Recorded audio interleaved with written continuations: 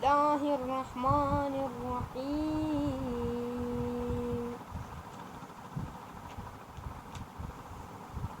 اللهم إن خيرتك فيما استخرتك فيه تنيل الرغائب وتجزي المواهب وتونم المطالب وتطيل المكاسب وتهدي إلى أجمل المذاهب وتسوق إلى أحمد العواقب وتقي مخوف النوائب. اللهم إني استخيرتك فيما عزم رأيي علي وقادني عقلي إلي وسهل اللهم فيه ما توعر ويسير منه ما تعسر وأكفني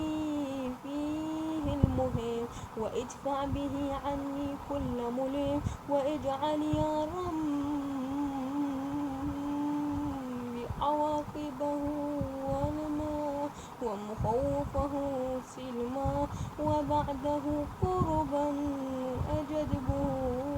قصبا. وأرسل اللهم إجابتي وأنجح طلبتي وأقض حاجتي واقطع عني عوائقها وامنع عني بوائقها وأعطني اللهم لواء الظفر والخيرات فيما استخرتك ووفور المغنم فيما دعوتك وعوائد الأفضال فيما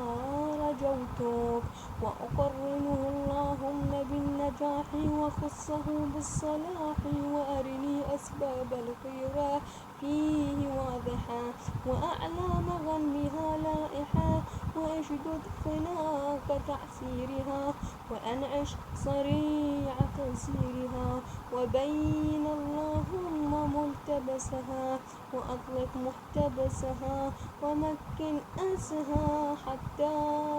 تكون خيرة مقبلة بالغنم مزيلة للغرم وعاجلة للنفع باقية الصنوع إنك مليء بالمزيد مبتدئ بالجود. وصل اللهم على محمد وآله الطيبين